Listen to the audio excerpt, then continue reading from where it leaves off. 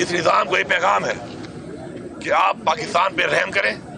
ये तजर्बे जो आपने किए पहले PDM-1 की सूरत में, उससे क्या हालात हुए, इमरान खान के दौर में क्या सिचुएशन थी, महंगाई के हवाले से, इकॉनमी के हवाले से, दहशतगर्दी के हवाले से, पाकिस्तान में अमन अमान के हवाले से, और उसके बाद इनके आने के बाद क्या हालात हुए, और अब दोबारा ये जो नया तजर्बा किया गया है, इसके बाद अल्लाह माफ़ करे जो हालात नजर आ रहे हैं आगे, तो मैं समझता हूँ जो लोग इसके जिम्मेदारान हैं और ये एक दिन एक्सपोज होंगे, अल्लाह अल हक है, ये सब एक्सपोज होंगे, और ये जब एक्सपोज होंगे तो इनकी नस्लें किस तरीके से याद की जाएंगी।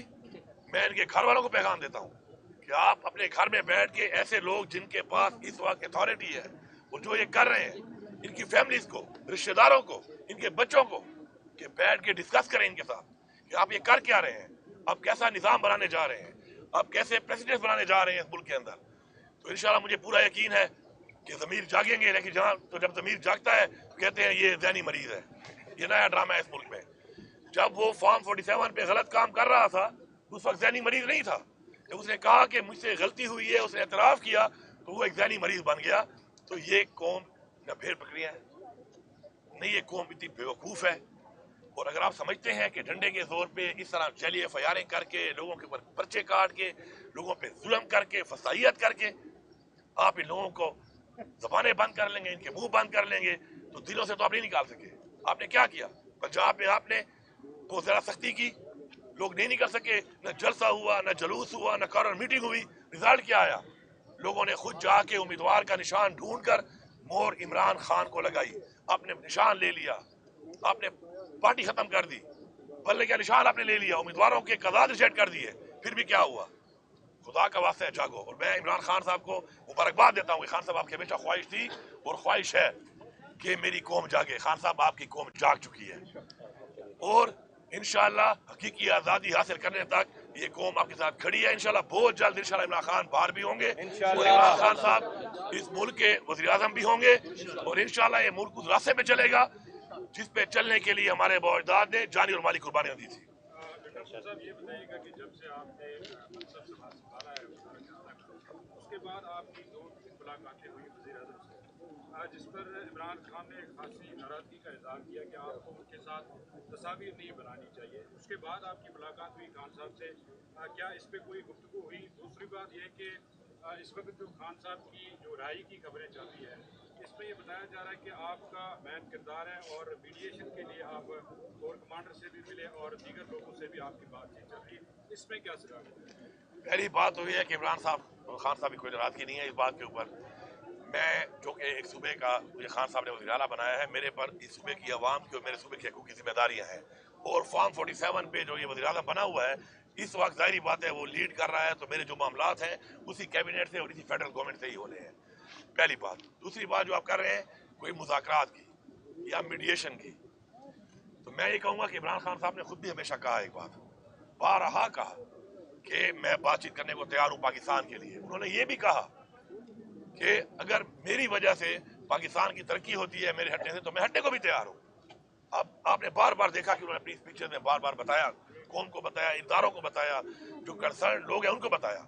लेकिन अफसोसनाक बात यह है कि यहाँ पर जब प्लान बन जाते हैं, लंदन प्लान बन गया, कभी कोई प्लान बन गया, कभी कोई प्लान बन गया, उन प्लान के ऊपर जब मुल्क चलेगा और कुछ फर्द वाहिद, इदारे नहीं, कुछ फर्द वाहिद जब अपनी ज़ात के लिए अपनी डील के मुताबिक मुल्क को चलाएंगे तो उसका ऐसा ही अंजाम होता है। बाकी इमरान खान की जो रिहाई की बात है, हम उसके लिए पूरी कोशिश कर भी रहे हैं, हम करेंगे भी सही, हमारी टीमें लगी हुई हैं, सारे जेली केसेस हैं, एक्सपोज हो रहा है ये निज़ाम और इंशाअल्लाह अल्लाह अल हक इनको मजीद एक्सपोज करेगा, इतना एक्सपोज करेगा कि ये मुंह दिखाने के नहीं रहेंगे।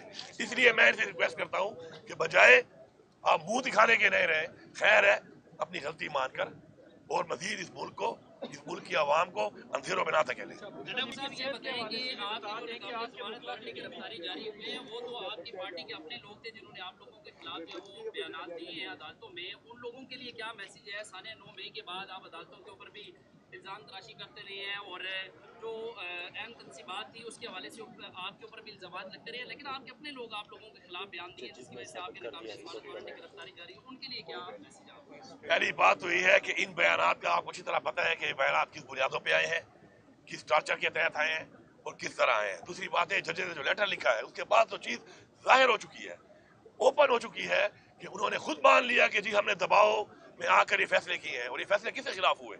ये तहरीक इंसाफ के खिलाफ हुए, ये इमरान खान के खिलाफ हुए, ये हमारे वोटर सपोर्टर हमारी लीडरशिप के खिलाफ हुए। और जहाँ तक आप बात कर रहे हैं कि मेरा मुख्तलिफ थानों में नाम है, तो मैं ये कहूँगा कि एक टाइम में 8 डिस्ट्रिक्ट के अंदर 9 मई को मैं मौजूद हूँ।